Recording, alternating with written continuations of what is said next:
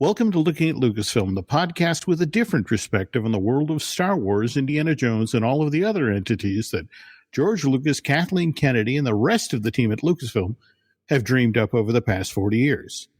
I'm entertainment writer Jim Hill, and my co-host, the one, the only, Dan Z, and I are recording this on Tuesday, March 3rd, Super Tuesday.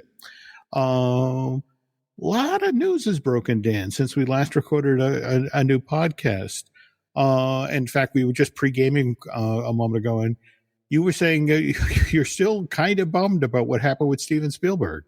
Oh, I'm really bummed about it. I'm not going to say I'm depressed because I, it's not like I know or have any vested interest financially, but Indiana Jones is my favorite franchise, and we're looking at a new Indiana Jones without George Lucas, and now to not have it without Spielberg, who's the other co-creator of this thing, that just gives me a bad feeling that this thing is not going to get made. Well, kind of interesting. For those of you who missed this announcement, it was back on February 24th, I want to say, the Monday. First, we learned that Steven Spielberg was stepping away from directing Indiana Jones 5. And then pretty much on that same day, we learned that James Mangold, he's the gentleman who directed Ferrari versus Ford, which was up for a lot of Academy Awards this past year. But more importantly, Logan from 2017, he's going to pick up the reins at Indy 5. And which, by the way, Dan, was working the phones. People at Disney are still insisting this thing is coming out July 9th, 2021. That's good. That's good. Now, I'll tell you what, folks, Dan and I will do a deep dive on this second half of the show today. But first, let's, again, a lot of news. So, okay, Dan, let's start by talking about the return of Clone Wars, the animated series. Now, the first two episodes of season 7 have already aired on Disney Plus. And what did you think of them? I absolutely love them. I think the animation, you can definitely tell it's got a fresh sheen, fresh coat of paint to it, but it still has that same kind of look about it. The voice acting is, of course, fantastic. The Bad Batch is much more captivating than I expected, and I love it. It literally feels like you're just back home, like I was years ago, sitting on the couch with my older boys, and now I'm watching it with the little guy, and he's absolutely riveted too. I think it's great, and when you find out that George wanted to do about 300 of these things, of course, that's not going to happen. It just makes me lament that this is the last season, but we're getting a really proper send-off. What do you think about it? Well, I have to admit, I'm impressed by the animation. That and production design is outstanding. And you're right, voice work is dead on. But the interesting thing is, I'm at a disadvantage. I mean, in fact, before season 7 of Clone Wars, started airing on Disney Plus, I tried to do my due diligence, and I kind of went overboard. And I started all the way back with the Gennady Tartakovsky Clone Wars. It's not even related to this. Well, that's what I find fascinating. Because again, these began airing. Well, first of all, what was it? Star Wars: Attack of the Clones arrives in theaters May 16th, 2002, and then starting in November 2003, this hand-drawn series. But again, it's interesting. They called it a micro series. Debuts on the Cartoon Network, and it's supposed to bridge the gap between Star Wars Episode 2, Attack of the Clones, and Star Wars Episode 3, Revenge of the Sith. With 3 seasons in total were produced, with the final episode of Season 3 of the Clone Wars micro-series airing on Cartoon Network in March 25th, 2005. Now, did you make it to Celebration 3 in Indianapolis in that year? I did. That was the first one I ever went to. It was way before Coffee with Kenobi was a twinkle in my proverbial eye. But, yep, I did. Now, and George was at that one, although I missed him. Well, but see, now that's what intrigues me. Okay, so you have, this micro series was acclaimed. It was difficult to watch because the first 2 seasons came in 3 to 5 minute long batches. And then I guess season 3 was done in 15-minute chunks. So there's about total 2 hours of this stuff. Yeah, I still have my DVD copy too, by the way, which you can't find anywhere. Really? Okay. Yeah. But here's the thing. That's ended March 25th, 2005. And here's George on stage in April of 2005, almost less than a month, after, the Clone Wars animated series, the hand-drawn version, finishes up on Cartoon Network. And he's talking about how we're working on a 3D continuation of the series from Cartoon Network. So I guess at that point they won't start on it for another year. And, then of course in May of that year, Revenge of the Sith arrives in theaters.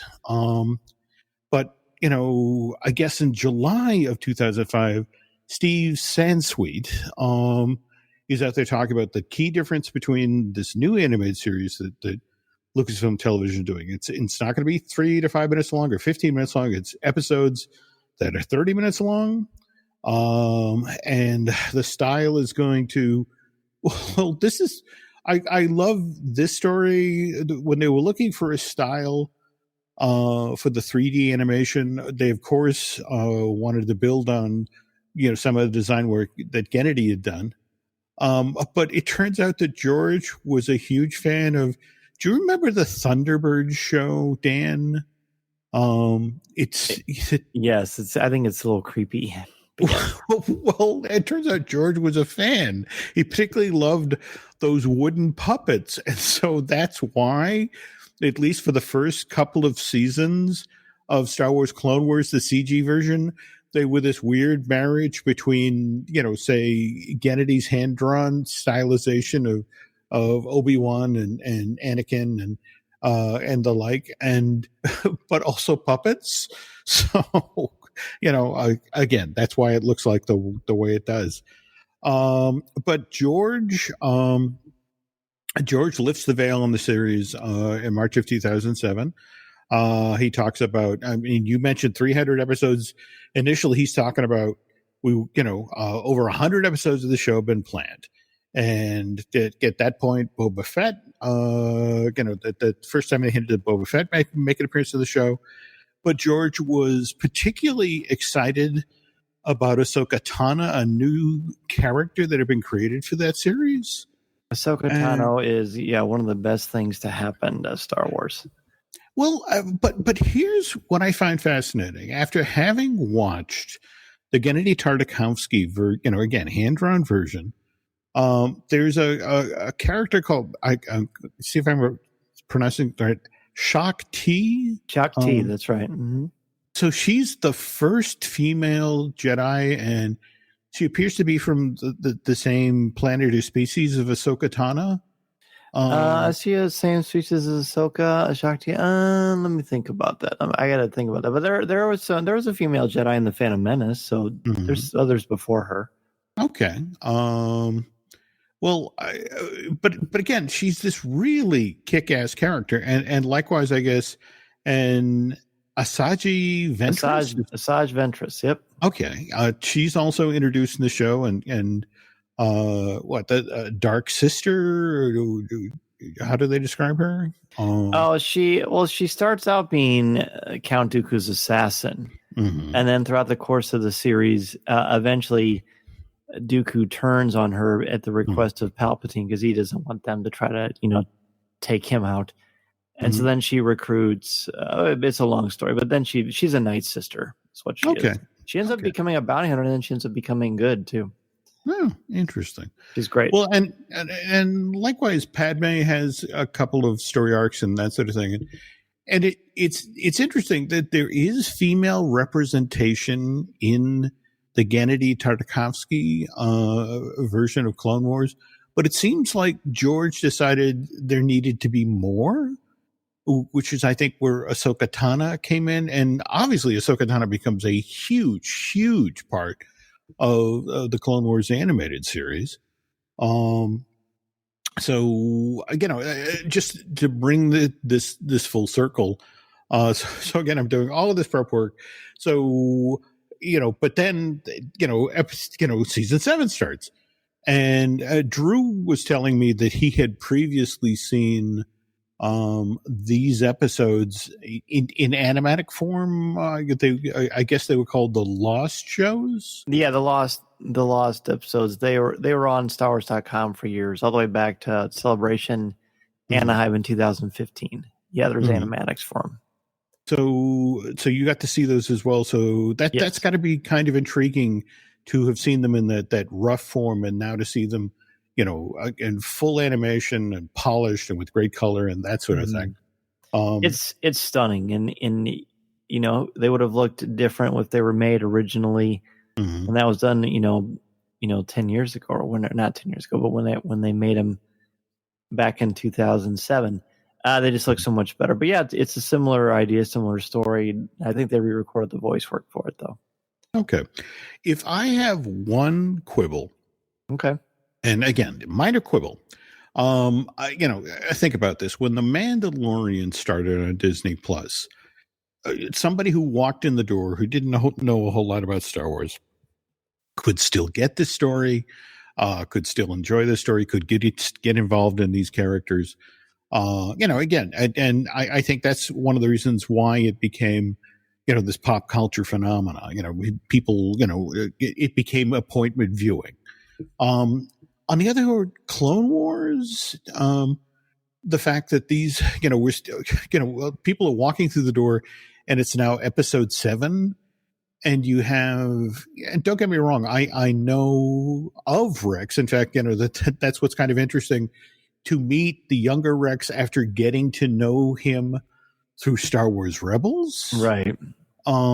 It's, it's kind of intriguing for me, but I just kind of feel bad for somebody who's coming through the door and is like, wow, here's this, this heavily hyped, Star Wars Clone Wars show. And, so I sit down and it's like, episode 1, season 7.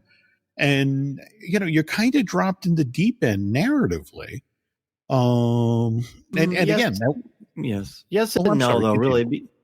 No, yeah. The nice thing about Clone Wars is that while there are 7 seasons now, they're not. It's not told sequentially. In fact, there's all kinds of articles you can find, or Stars.com has them too, where the actual chronological order is. But you can watch them in arcs and not really be lost. I mean, you'll miss some of the subtle nuance of the evolution of Ahsoka.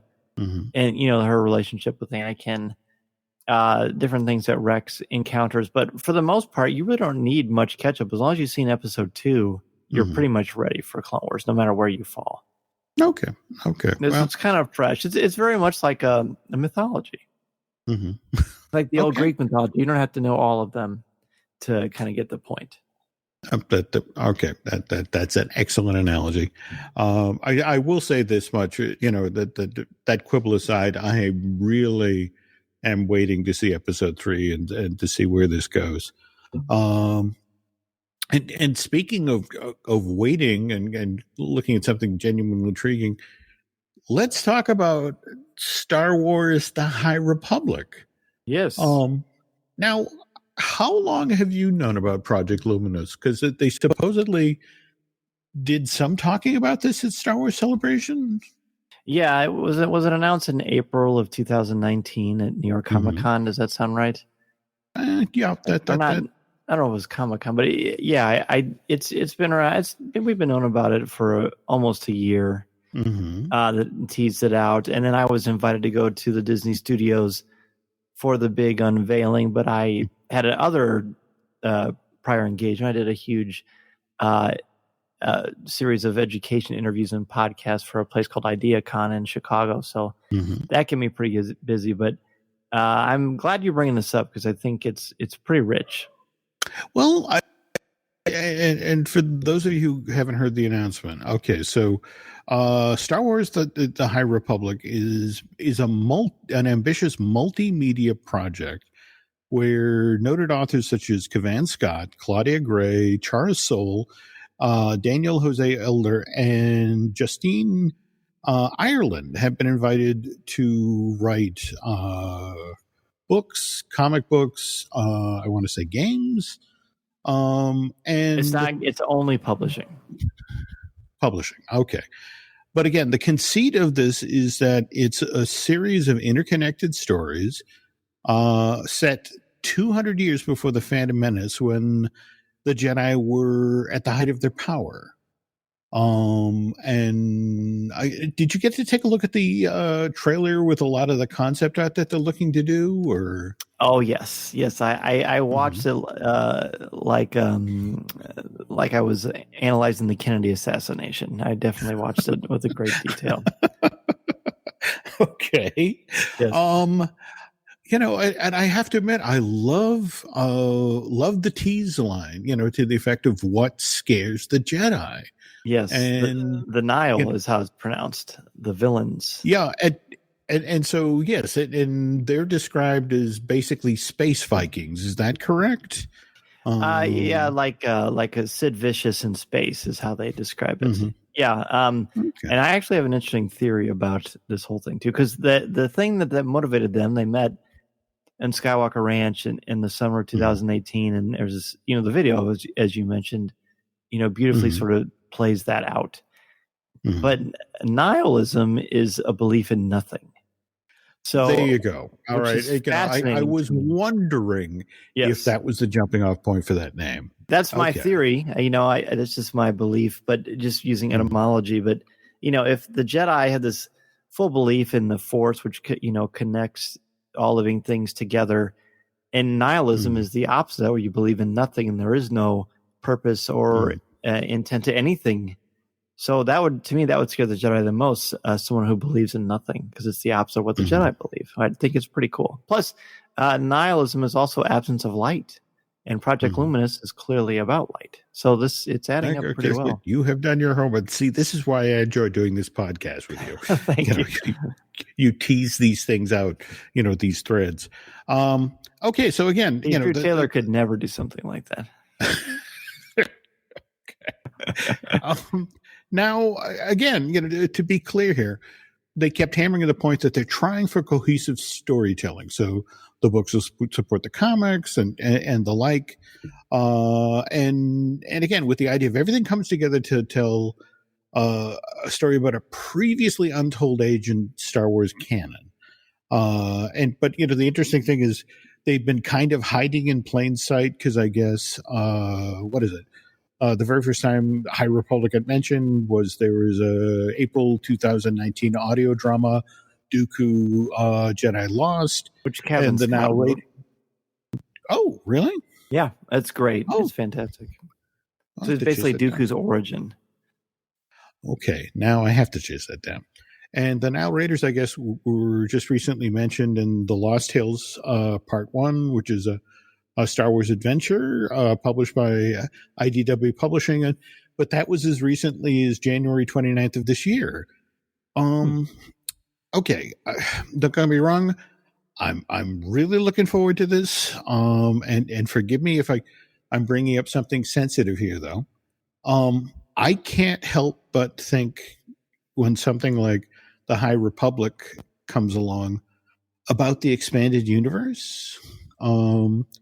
Sure. I mean, face it, out ahead of The Force Awakens, the expanded universe got retconned in April 2014, and all sorts of characters that Star Wars fans got to know and love through books and games and comics were simply taken off the canvas, with only, the 6 previous Star Wars films, the original trilogy and the prequels, and again, oddly enough, the Star Wars Clone Wars and CG animated series and film.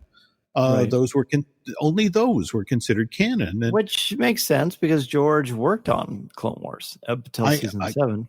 I completely understand, but I have to wonder how many long-time Star Wars fans are, because they got burned with the the expanded universe with and in fact, what's interesting is how many pieces of the expanded universe after they got changed into the Star Wars Legends, is that what they're called now? Yeah, Star Wars Legends, that's right.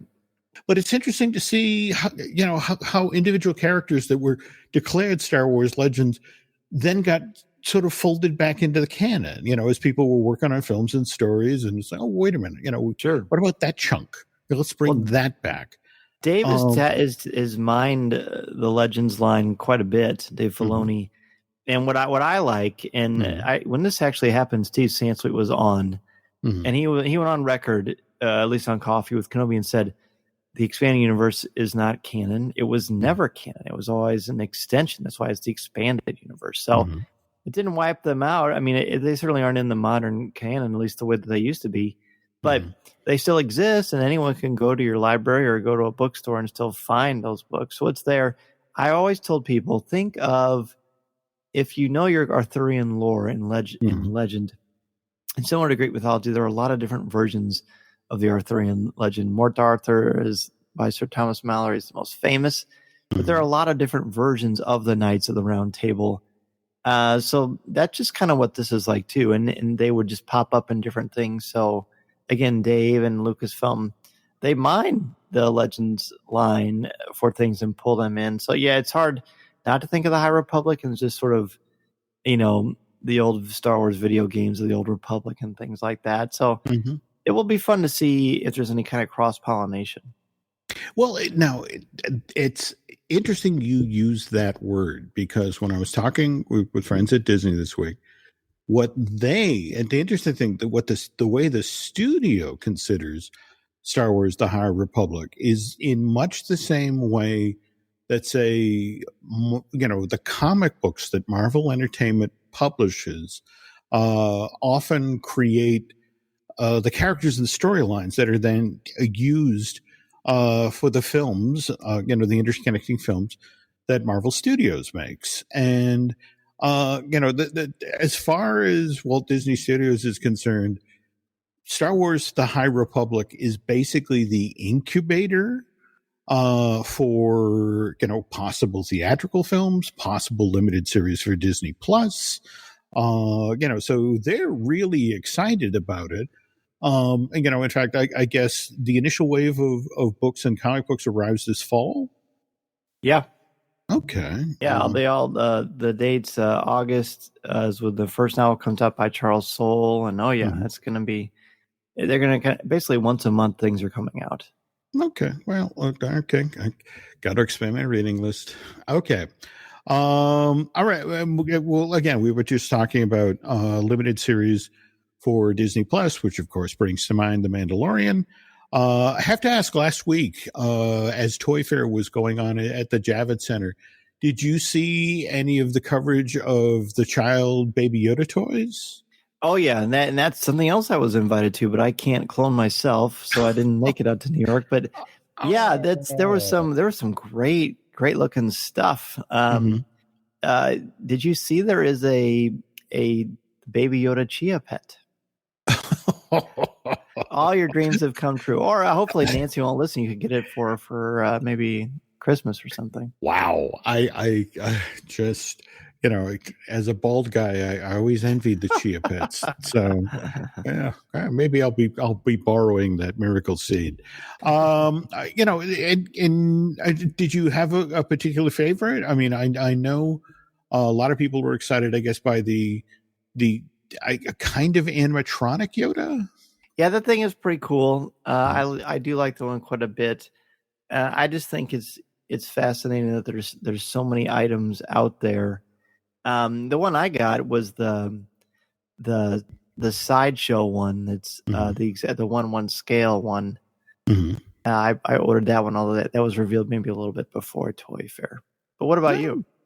Well, it's I have to admit I'm really more of a fan of the more stylized version, the Funko Pop figures. Sure. But again, I guess I'm going to have to see these things in person, though, as I understand it. For example, so, the orders that have been made for Target, they've gone clean. I mean, these items literally haven't arrived yet, and they've gone clean. They're already, ordered and claimed by other folks. And before I forget, we just did a brand new episode of I Want That earlier today. And I wanted to point out that if we have any fans out there of the Star Wars Lego set. They've got an interesting promotion going on right now that if you buy $50 worth of Star Wars Lego sets, Target will give you a free $10 gift card. Oh, wow. And I have to admit, I was in there looking at, everything they had. And it was one of these things where it's like, I guess because I don't have a small boy of my own, I'm not familiar with how much Lego sets are going for now. Oh, and boy. yeah, what was it? The Millennium Falcon, the Rise of Skywalker special edition that comes with minifigs, $159. Oh, yeah, it is. Oh, I mean, it is. Don't get me wrong, beautiful, but the best babysitters you can possibly get too. By the way, Legos. Well, that said, please, again, you're a father, and how many times have you stepped barefoot on a Lego piece? More than I can count. Okay, that's the reason they call me Hop Along. There we go. Just a wonderful babysitter and torture device. We did order the Mandalorian's Lego ship set that comes with the child minifigure too. It's a beautiful looking Lego. Yeah.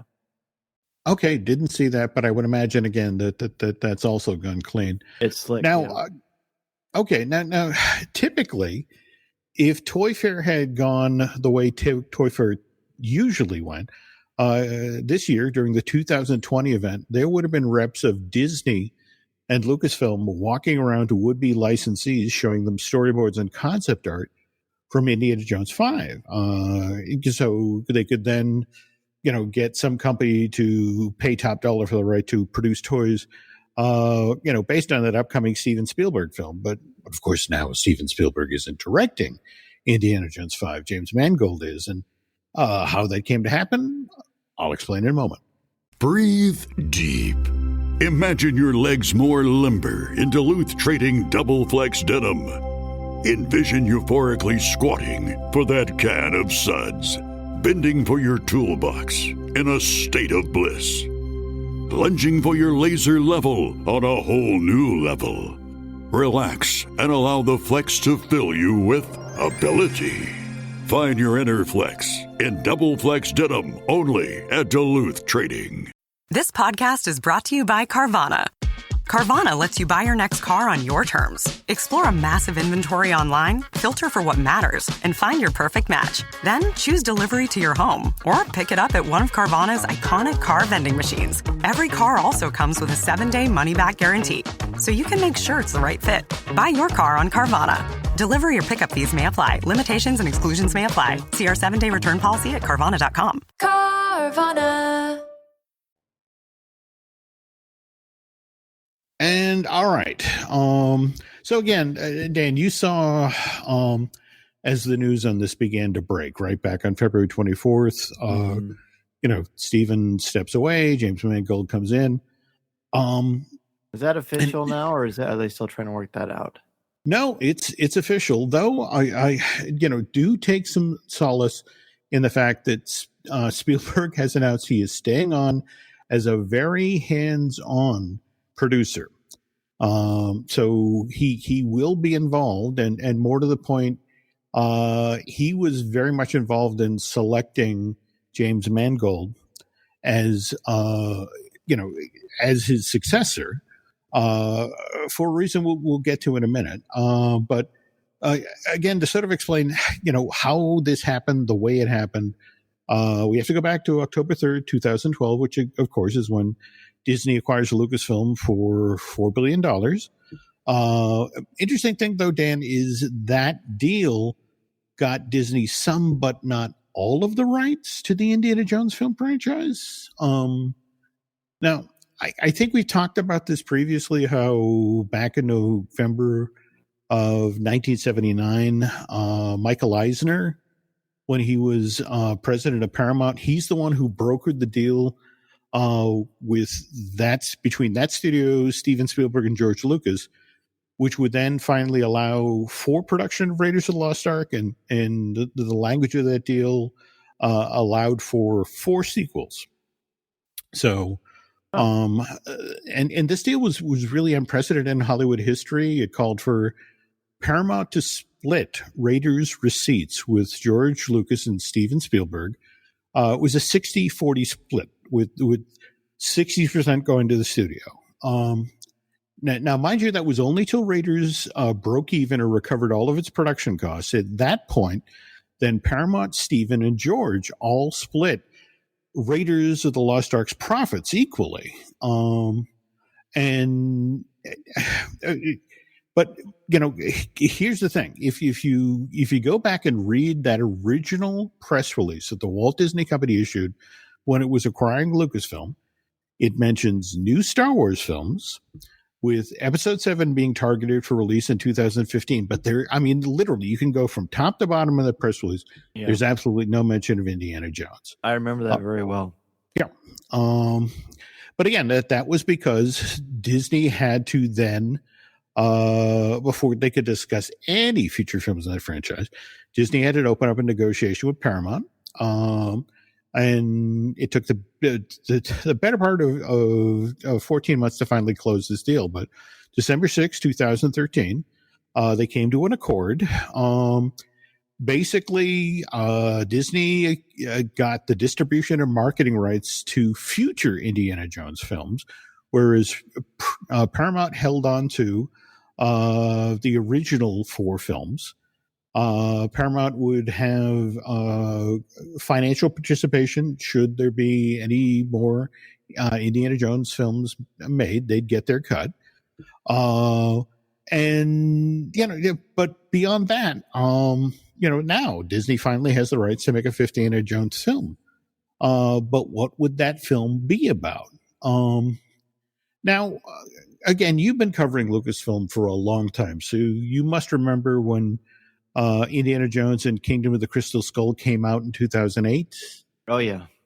Okay. People sometimes forget that film premiered at the Cannes Film Festival about 10 days before it was released to theaters in the States. And do you recall any of the interviews George did during that time, or? Vaguely. I remember, George says a lot of things to a lot of different people, how he's feeling emotional. I think he means them in the moment. Okay. Yeah. Okay. That's a polite way of putting it. Yes. Well, George evidently at Cannes told a reporter that they were already talking about a 5th film, and that Shia LaBeouf's Mutt Williams character would be the lead in the 5th Indiana Jones film. And what was interesting is that Harrison Ford's character would then basically assume the role that Sean Connery played in The Last Crusade. And now, mind you, again, this is May. By the end of the summer, you remember what happened with Last Crusade and kind of the hate that was thrown Shia LaBeouf's way. Yeah, you mean Crystal Skull? Yeah. Oh, yeah, I do. Yeah. Although okay. I've said many times I love Crystal Skull, and I didn't mind Shia LaBeouf at all. In fact, I still maintain that Crystal Skull is my second favorite Indiana Jones movie. Really? And number one's the original Raiders? Or? Oh, yeah. That's the number one movie of all movies, period. Interesting. Okay. If it were me, I would be original Raiders, Last Crusade, because again, I love the interplay between Connery and Ford. Yeah, me too. And I felt like in a lot of ways that was, particularly given how really dark Temple of Doom got. That it was a kind of a welcome return to the feel of the original Raiders.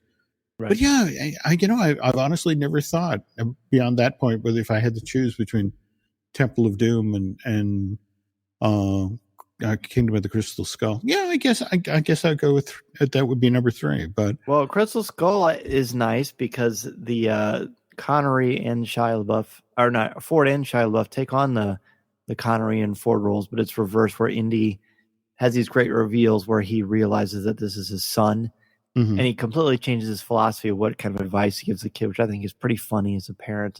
Ford is at the absolute top of his game. anytime he's on screen with Karen Allen and Crystal Skull, it's gold.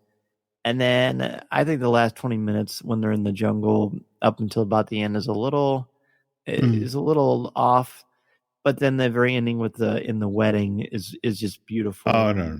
And it does have, I particularly love that moment when the hat is blown up the aisle and that Mutt's about to pick it up and Indy swoops into the last moment and, not yet, kid. Yep. It's perfect. It's just, I mean, if that is the last time we see Harrison Ford as Indiana Jones, it's a nice send off. But I want more.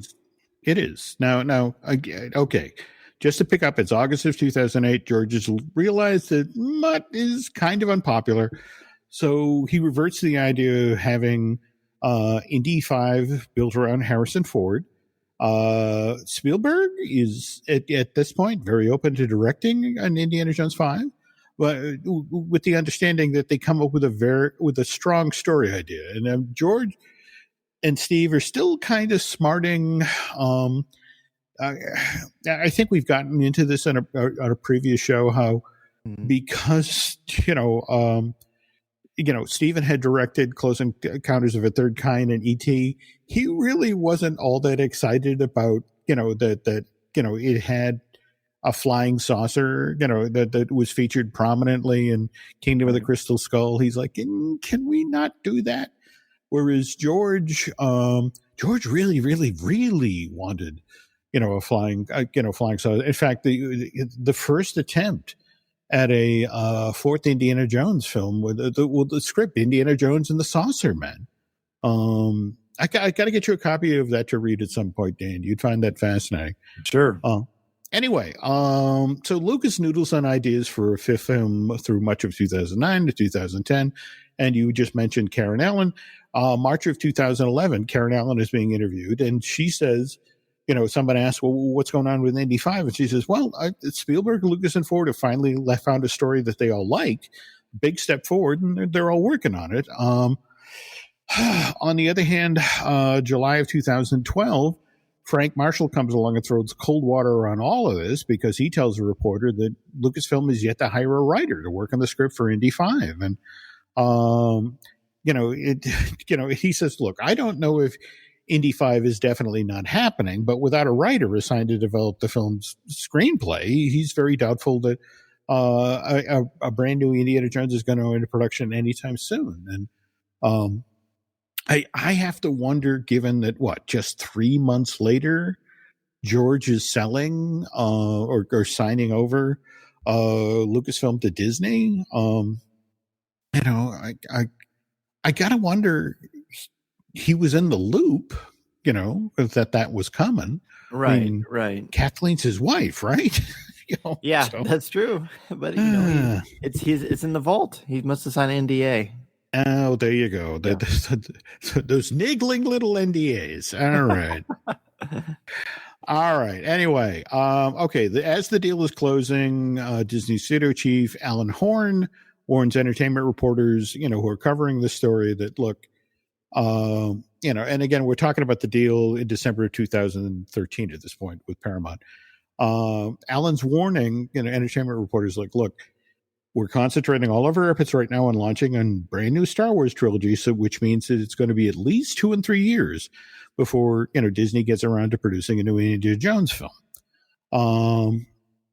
And now where this gets interesting is in late 2015, based on the success of Guardians of the Galaxy, which was released to theaters in August of 2014, and the original Jurassic World, which was out in theaters in June of 2015. Evidently, there were executives at Disney who gave very serious thought to rebooting Indiana Jones with Chris Pratt playing the title role.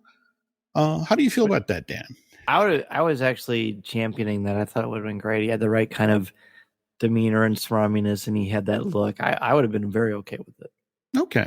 Well, and I'm glad to hear that because if you think about it, Paramount had just done something similar with J.J. Abrams' Star Trek reboot, hiring Chris Pines to play Captain Kirk, the role that William Shatner had originated for the television series in the first set of movies, and likewise Zachary Quinto playing Commander Spock, the Leonard Nimoy role, though Leonard still managed to find a way to get into that movie.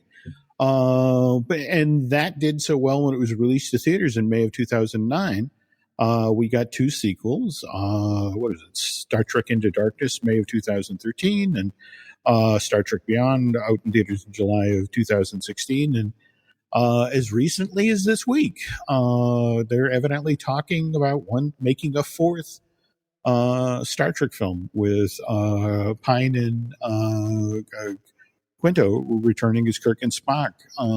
Did you get to manage to see any of those? Or I saw the first 2 and I absolutely loved them. In fact, that was the first time I really saw Cumberbatch, Benedict Cumberbatch, who plays Khan on the second one. I thought they were brilliant, really fun. I didn't see the third one. That was, I know, J.J.-less, but I didn't see that one. Okay.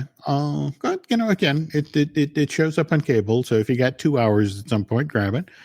But here, honestly, this is I'm sharing this story which somebody told me in confidence at Disney, because it really kind of gives me a lot of respect for Chris Pratt, who evidently loves the Indiana Jones films, and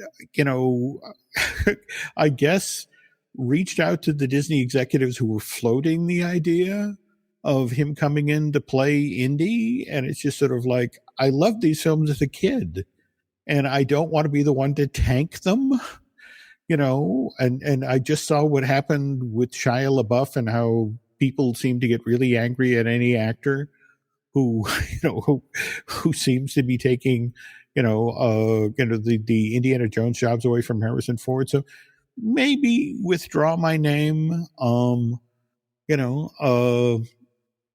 Just the fact that he did that supposedly himself, not some studio head. It's interesting. Yeah, that's got to be a hard one, especially when he's at the peak of his powers. Well, yeah, but at the same time, when an actor understands, both himself and the way the industry works. I mean, there's this story I love about Tom Hanks, where Universal wanted to remake Harvey. Do you know the Jimmy Stewart movie Harvey? Oh yeah, the big rabbit.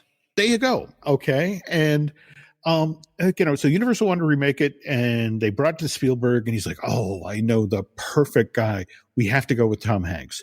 And so, and because Steven loves working with Tom, and and when you think about, the roles that Tom has played, just recently, Mr. Rogers, and Walt Disney and Saving Mr. Banks. I mean, he's kind of America's decent guy.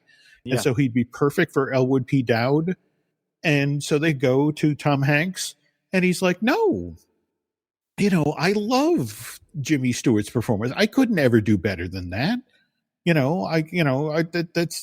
it would ruin my own memories of a film I really, really love. So it's like, I know you're piling up all sorts of money and we'll all get very rich, even more rich than we are now. But no, I don't want to do Harvey, or, I shouldn't do Harvey. And he didn't do Harvey. So for a Chris Pratt to say, no, I shouldn't be Indiana Jones. I think that's bold. It's a very bold choice. This is true. So, okay, right. We now jump ahead, fall of 2015. Kathleen Kennedy steps out and says, okay, I'll admit it. We got a 50 Indiana Jones film in development. Steven Spielberg has once again expressed interest in directing said sequel. And, the fans shouldn't worry. Indiana Jones will definitely be played in this film by Harrison Ford. And then March of 2016, Disney gets even more definitive about Indiana Jones 5. They may not have a script, but they have a release date, which is July 19th, 2019. So anticipating a spring of 2018 start of production, Spielberg clears his schedule for that chunk of time. But then in April 2017, Disney has to admit that they're still struggling to come up with a servable script for the sequel. So Indiana Jones release date then gets pushed back to July 10th, 2020. Spielberg moves quickly. He's able to fill this hole in his dance card. which he had deliberately set aside to do pre-production on Indy 5. This is when he shoots The Post. Did you see that, the 20th century film about the Pentagon Papers with Meryl Streep and Tom Hanks? I saw it. I loved it. I think it's a borderline perfect movie just for what it is. No. It's brilliant. Yeah, and again, if you're somebody who loves old time, both political films like All the President's Men, or just films that take you behind the scenes at newspapers, it's wonderful. It really is. It was also shot crazy fast. They began shooting it May 3rd, 2017. The film was wrapped by July and out in theaters that same year in December. Which stunning. But again, I'm sorry. It's stunning. I mean, that's rap. I mean, you're also talking about some of the best actors of all time in that thing too, which helps. Oh yeah, there isn't a bad performance in the thing, but again, Spielberg, having come out of television, remember one of his very first gigs was shooting Joan Crawford in Night Gallery. He liked to shoot fast. His first theatrical release, Sugarland Express, was shot in 55 days. The original Raiders, amazing action film, locations around the world, shot only in 73 days. And Last Crusade, the bulk of Last Crusade, Dan, was shot in 63 days in the summer of 1988. Wow. So, which is crazy. But, so here's this guy who likes to work fast. And meanwhile, Indiana Jones 5 is moving so slowly around Disney's development track, which is why in June of 2018, release date gets pushed off yet again. Now it's July 9th of 2021. And Steven has actually begun to wonder, is he ever actually going to get the chance to shoot the fifth film in this series? And so to fill this brand new hole in his schedule, Steven actually turns to the movie he had set up to be his follow-up to Indy 5, and that was a big screen musical version of the 1957 Broadway hit West Side Story, which, it actually had already been made as a movie. Robert Bryce and Jerome Robbins directed that in 1961, won all sorts of Academy Awards. But doing a full-fledged movie musical was on Spielberg's bucket list. So he jumps into the assignment with enthusiasm. They shoot West Side Story largely on location in New York City and northern New Jersey from July 19th of last year through September 27, 2019. But here's the thing. He's on the set with all of these ridiculously young singers and dancers, kids are 18, 19, 20. They're dynamic. They're energetic. Whereas Spielberg, Dan, he turned 73 on December 18th of last year. And Harrison Ford turned 77 in July of last year. Now, mind you, again, we've all seen the photograph of you, at the premiere of, the Rise of Skywalker, and he looks great. He really does. But he's still a 77-year-old guy. And George, who turned 75 in May of last year, he's supposedly the smart one. He's retired from the business and is out working on his museum. So Spielberg, look, they made the original Raiders back in 1980. That's 40 years ago. And Spielberg, especially after seeing all these kids jump around at doing West Side Story and all that, began to worry that he and Harrison were going to look ridiculous if they tried to do with this character what they'd done 40 years ago, that just wasn't realistic. But Steven remembered a movie that he'd seen just a couple of years ago. Logan, have you seen this? The sort of the story of the older Wolverine? Yeah, it's a really dark, intense film. Definitely not for kids, but it's a great movie. Mm-hmm. Mm-hmm. but it takes two characters that you know from the X-Men, Wolverine, Logan, and Professor Charles Xavier, Professor X, and it gets absolutely marvelous performances out of Hugh Jackman and Patrick Stewart that are true to these characters' actual age. And that's evidently the conversation that Spielberg had with Disney. It's like, look, we're trying to make an Indiana Jones film like it's 1980s again and it's Raiders again, and that's just not going to work. But if we do an Indiana Jones film where Indy is Harrison's actual age, he's 77, and how does one have an adventure when they're 77? And the guy who figured that out is James Mangold, the guy who did Logan. So maybe we should give this movie to him. So and again, I mean, I get what you're saying. I get how it's disappointing, especially after there've been these 4 films and you were looking forward to the band getting back together again. Yeah. But it wasn't really going to be the band again because George wasn't going to be involved. So I guess for me, and again, it's kind of interesting. Harrison, was out there doing publicity for Call of the Wild as recently as last month, and he was talking about how we're going to be shooting in a couple of months, and which insinuated April. And from what friends at Disney have told me, is that Mangold, he not only directed, that film, he also wrote the original story and then developed the screenplay for Logan with Scott Frank and Michael Green. So he wants to, before they start shooting this thing, have a swing at sort of adjusting the screenplay.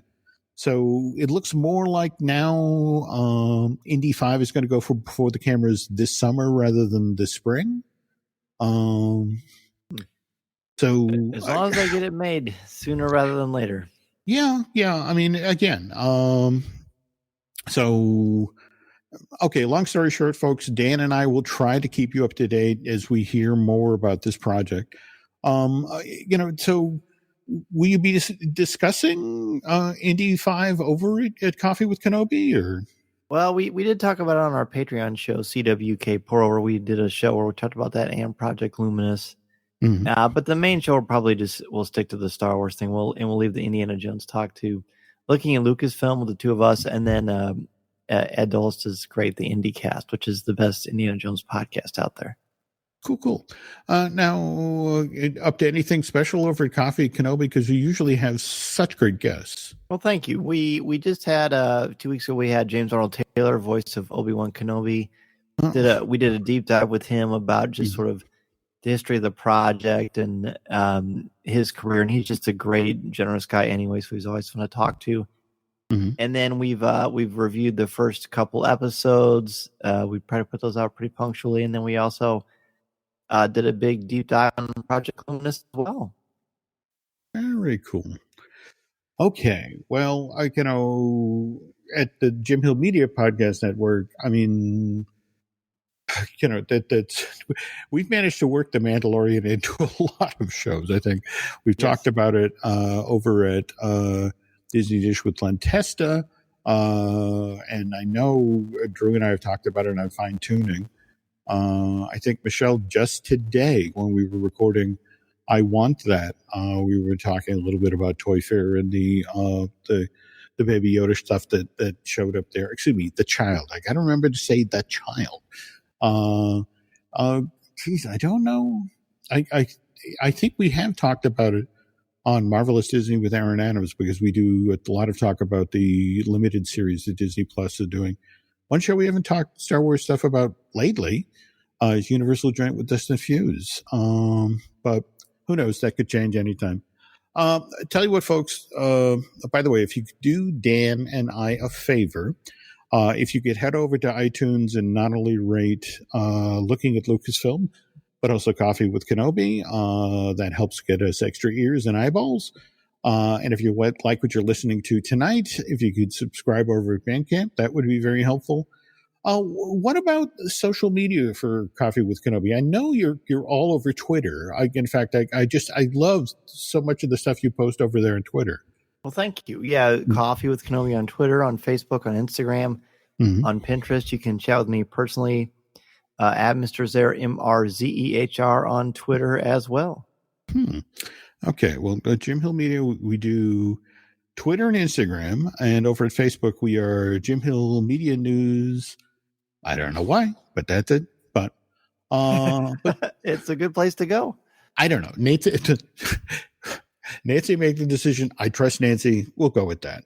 And speaking of going, folks, it's a school night, so Dan has to work in the morning, and so do I. So we're going to shut down here. But thanks for listening, and we will be back with more Lucasfilm related news in the not too distant future. But till then, take care.